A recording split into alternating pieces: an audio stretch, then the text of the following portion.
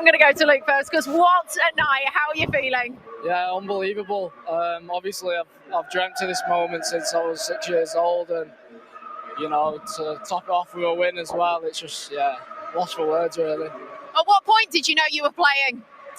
Yesterday, after we always do the team during training, so I found out yesterday and had a little bit of time with my family at night, and then it was a bit of a reality this morning when I woke up. But I loved every minute of it.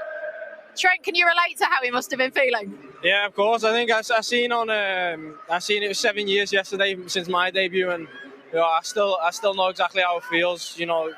That excitement that you've worked so hard for. He's put in all the hard work. He's shown himself. He's been outstanding every time. He's been in and around the team, on and off the pitch, and he plays amazing football as well. So it's amazing to see him out there, and he's a real amazing player. He's got great potential.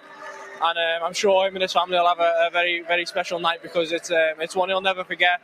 And he put in a performance out there that he should be really proud of. Very mature and contributed to a big win for us.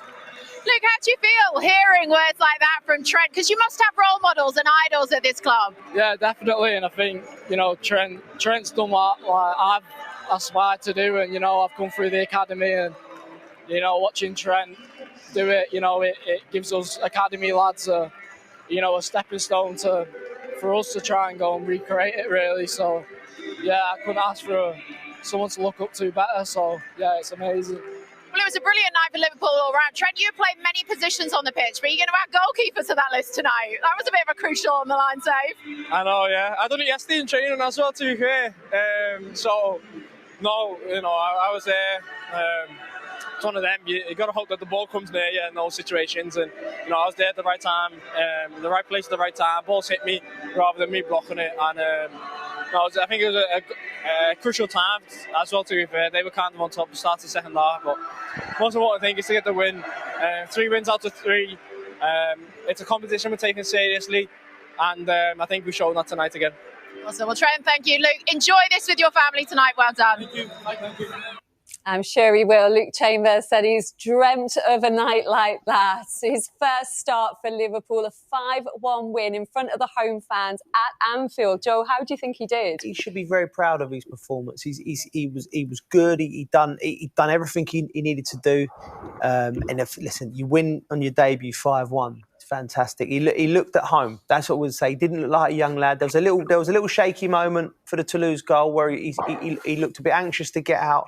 But apart from that, he done very, very well. Should be very proud of his night's work. Yeah, we'll look at that goal in a moment. First of all, Eni, though, let's look at how Liverpool got things up and running. It was Jota, 8 in 10 Europa League appearances. How good was the run and the finish from him? Jota's just so consistent. You know what you're going to get. He's always sort of an 8 out of 10 for Liverpool, and this is a great individual goal.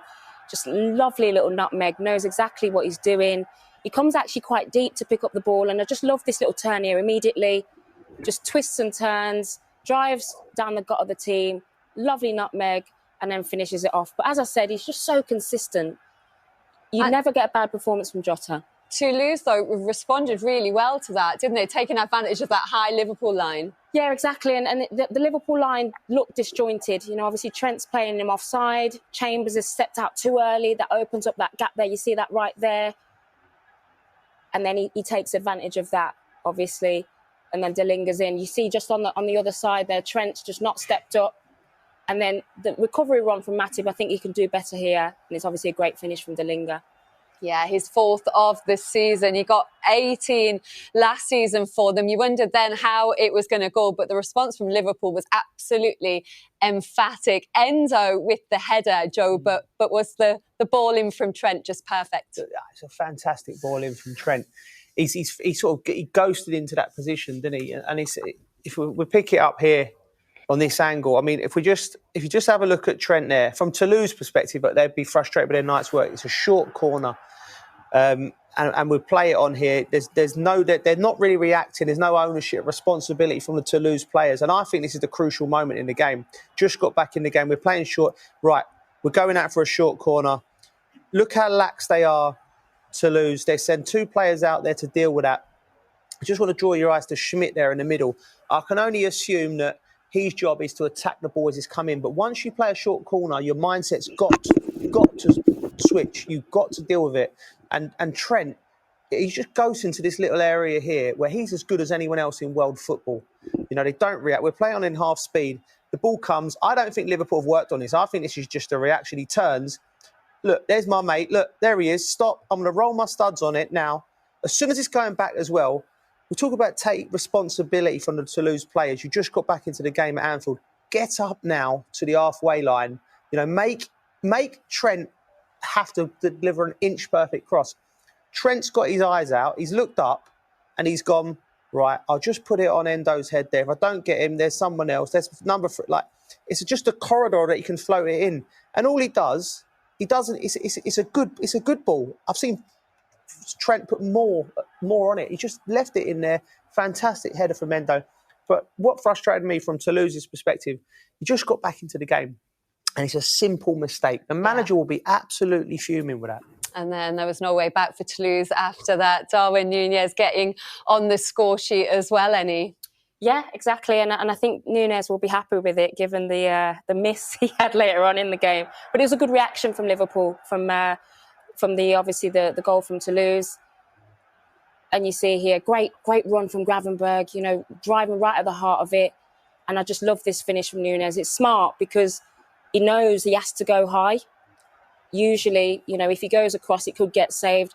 And Núñez is one of those players, isn't he? He scores the more difficult one, and the easier one he misses. So hopefully that'll be a consolation for him tonight. Yeah, absolutely. So it was 3-1 at half-time. In the second half then, let's have a look at that miss from assisting Gravenberg. Just an assist, that's what he'll say. I mean, he does outstandingly well here. He picks up a position as the ball turns over, times his run to perfection. And this bit of footwork is exquisite. He just sits down in the centre half, composure, goes around the keeper. He just needs to take an extra touch, Linz. He just gets excited. He overruns it. You know, Gravenberg picks it up, goes around the goal again. But if you watch this little bit here, Andy, look, I like the way he's alive. Yeah. Again, bad defending from Toulouse, but this bit of footwork. Great bit of feet here. And listen, I've been in this position many times when you think you've scored before you've scored, and you're too excited, you're thinking his celebration, and he just doesn't slow his feet down. You just got to be calm, relax. He's got all the time in the world. Goes around the keeper, slow your feet down. He doesn't even need to go with his laces there, Joe. No. Do you know what I mean? He's just got to pass it in.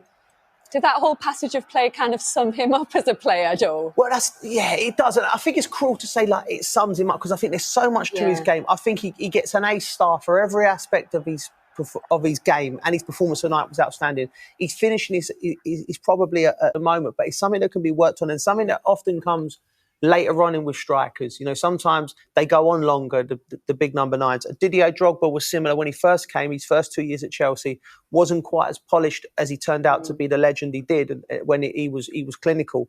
So, you know, Liverpool fans will be hoping that Darwin Núñez will turn into that type of striker where he seasons and gets better with age. He's certainly getting better and better this season and really influencing games, isn't he? Just still a little bit more polishing there to do, perhaps, but really making an impact for them. And then Mo Salah at the end with the icing on the cake for them. I mean, it's this guy. I mean, I think he's been, if not the best player in the Premier League over the last 5-6 years. I think he's been up there. He's certainly in the top 3. Like, this is outstanding. Look, the composure. And going back to Darwin Núñez, if you could, Mo Salah is another one. He wasn't as clinical when he was in his younger days, you know, but there, weak foot, he knows he needs to lift it. Look at his feet here. That's body shape. Sent him there. And then he didn't panic. He didn't swipe it. He didn't snatch it into the floor. He knows, right, I need to lift this. Fantastic. The main man. I love watching Mo Salah play. We were actually saying, I was saying, why would Salah play in this game? They're already 4-1 up. And he comes on and it's almost like a warm-up for him, and he gets his goal, and I'm sure he'll start at the weekend. Yeah, 9 goals, 4 assists. He doesn't really need very much time on the pitch, does he, at the moment, to make an impact? Just keeps delivering. A word as well on Gravenberg's overall performance. He got the goal, which it felt like the performance really deserved, Joe. He got a standing ovation at the end. Yeah, I mean, he's been good, hasn't he? I think Szoboszlai, and I'll get his name right by the end of the season. I will do. Love it. He is an outstanding player, and he's taking all the eyes of Anfield are on him because, without putting too much pressure on the young lad, he reminds me of Stevie, the way he passes the ball and plays, and they'll tell you that. The Reds themselves. But Gravenbach is a very good player, but he's in the shadows at the moment. So he's one of them who's going to work his way into the team. The goal will do him the world of good tonight. He was on it. I thought Endo was good as well in the midfield, but they dominated Liverpool from start to finish. Toulouse, I can't fault their tactical plan, game plan. It was just, like Annie said, I think Liverpool in the wrong competition. If they was in the Champions League, we'd be looking at them thinking they could go all the way. So they have to win this Europa League. For anything other than winning it is not good enough for this group of players because of how talented they are. Yeah. Well, congratulations first of all on the debut. Let's talk about the team overall. The 3 wins from 3. It's as good a start as you could have hoped for. Yeah, definitely. I think we take this competition really seriously. So yeah, it's all that we could have asked for, and to get a 5-1 victory was a dream start. So yeah, it's amazing.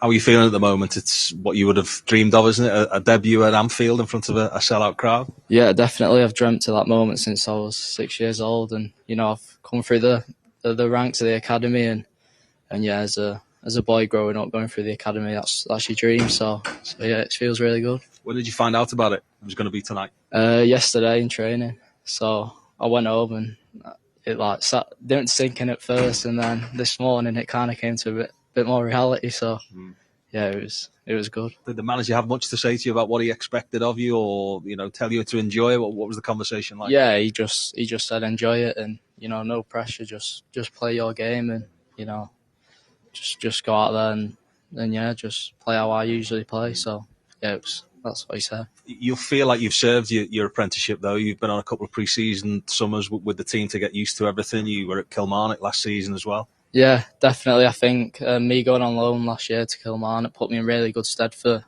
this moment. And, I learnt a lot when going on loan. And, even the pre-season tours when I was younger, it put me in good stead for my opportunity now. So, yeah. I think you had the opportunity to go away with England, didn't you, for their summer tournament, but you chose to stay with Kilmarnock, who were battling to stay up in the SPL. Yeah, it was a tough one because, that's your dream to go to a World Cup for your nation, but I think at the time I still had quite a few games to play, and the team was near the bottom half, so I tried as much as I can to stay and help them out. So, and in the end, it was worth it. So yeah, and you will feel now that the injury to Robbo will give you an opportunity maybe to push your claims again. You've got to be ambitious where that's concerned, haven't you? Yeah, definitely. I think as a young player, that's what you strive towards, opportunities, and I'm hungry for more. So yeah, hopefully more will come.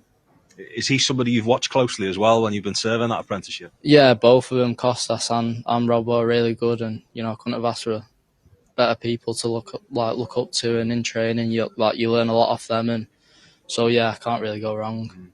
And just finally, where this competition is concerned, that the further Liverpool go on in it, the more opportunities could come for you. There seems a great hunger about the team now to go in every competition to the end. Yeah, definitely. I don't see why not. I think that should be our end goal, to win it, and yeah, if I get more opportunities going forward, then yeah, happy days. So thank you. You're going 5-1 win. Congratulations. Are you happy? Very, very happy. How difficult the game could have been, you saw in the moments when it was difficult. But the majority of the time, obviously, we were in complete control and scored wonderful goals. Could have scored more. The right players scored, I would say. It was all, nobody got hurt. So, perfect night. It's just how it is. We could bring the kids, could show them how much we trust them. And so that's all really, really good. Yeah, I was going to say, was it a great night for you to experiment, to give debutants, to see where you're at, get minutes in legs that needed it? Yes, it was, but it was more. I'm not sure how much it had to do with the result or stuff like. It was more that we really thought that the boys need that now, that they need to get that feeling. It's one if I tell them how much I like them, how much but easy. We have super.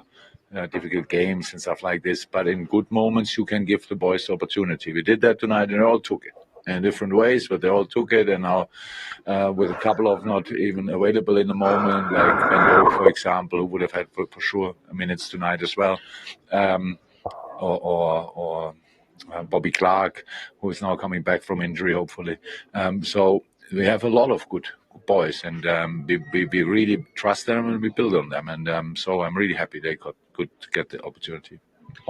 Just a quick word on the progression of Ryan Gravenberch tonight, because he just looked like he was everywhere doing incredible things. He's a good player. Yeah. Told him he got him on, but nice player. I'm so happy for him that he starts really enjoying his football again. You can see it in so many moments. His first touch is incredible. His acceleration with the ball, how strong he is in tight spaces. He's not even halfway there, but where he can be. But it's really promising, and I'm really happy for him. So, and the good thing is he has a lot of things to improve. So much space for improvement still, and that's really good news. And because he's very young, and there's much more to come. Really good. Endo getting his first goal as well. The technique on that header was quite something too. Yeah, I can imagine that people are surprised, but I think in the air tonight he was really strong, and not only there in that moment, and he scored incredible goals for Stuttgart around set pieces. So I'm really happy that he could show that. He had a really good game. So he was passing wise, how he broke the lines, how he found half spaces. It was really good. And for him, I'm very happy as well. That's why I said right player scored, because that's obviously something special for a six. But he did well. So nice next step for him. Plenty then for Jurgen Klopp to smile about tonight. Any? Who stood out for you? I think Gravenberch. Yeah, I think when you think about what Liverpool have had to do to remodel that midfield, Henderson's gone, he's brought Szoboszlai in, he's brought Gravenberch in, and McAllister, and it just looks like a machine. It looks like that Liverpool midfield that won the Champions League, and so players like him, Gravenberch, he's in the shadow a little bit of Szoboszlai because he started so well, but he's a big part of the resurgence of that Liverpool midfield. So he's a really impressive player. Absolutely. And when you look at what they paid for him from Bayern Munich, 35 million, Joe, and you think of what money has been spent on midfielders in this window, it could end up being a bargain. It could, and don't underestimate the development of Harvey Elliott and Jones as well as young players coming in, because you need a balance. You need your senior players. You need your Mo Salah's now a senior player. Alisson, you need your Matip's, the Van Dijk's, the seniors, but you also need that youth, and Darwin. Sometimes that Darwin brings you that little bit. He's an uncivilized player, and because they've got so many technicians that want to get the ball to feet. So it's got a lovely balance. I mean, I think this squad, whether they get to the heights of the Liverpool team of 3-4 years ago, I'm not sure, but they certainly will be there or thereabouts, and they're developing. So only positive things for Liverpool I can see in the immediate future. He's calling them Liverpool 2.0. Do you think they have the quality and the character to deliver trophies? I certainly think they've got the depth that you need. You look at, obviously, across competitions, whether you're challenging for the Premier League, Europa League or Champions League, and then obviously the cup competitions, you need that depth. We've seen tonight that depth, that rotation. And, you think of like the likes of Curtis Jones, Chambers, the young players, but they still come in and perform at a level that's still a little bit above everybody else. So the depth there I see in this Liverpool team that can compete on all fronts. That was interesting. We've got two managers now in the Premier League who've been there at the very top for a sustained period of time. The first, and Wenger, where they was rebuilding teams, because the Chelsea era's managers changing. So Klopp and Guardiola, that's such a difficult attribute. The ability to look at a player and go, you know what? I need to move you on and get the next one in. And they're both doing that seamlessly. And back, Man City obviously got the edge, but Liverpool, Jurgen Klopp, can't underestimate how well he's done to revitalise this Liverpool team. Yeah, playing with confidence and a swagger at the moment. Let's take a look then at the other results in the Europa League this evening. In the early kickoffs, West Ham were in Athens. They lost 2-1 to Olympiacos this evening, and AEK Athens lost 3-1 against Marseille. Sparta Prague and Rangers finished goalless. And then the 8 o'clock kickoffs are there for you. Brighton with their first ever win in European competition, a 2-0 victory over Ajax, who are in big trouble in the Eredivisie at the moment, second bottom. They've lost on the south coast. João Pedro and Ansu Fati with the goals there. And you can see Liverpool with that 5-1 win. Union SG came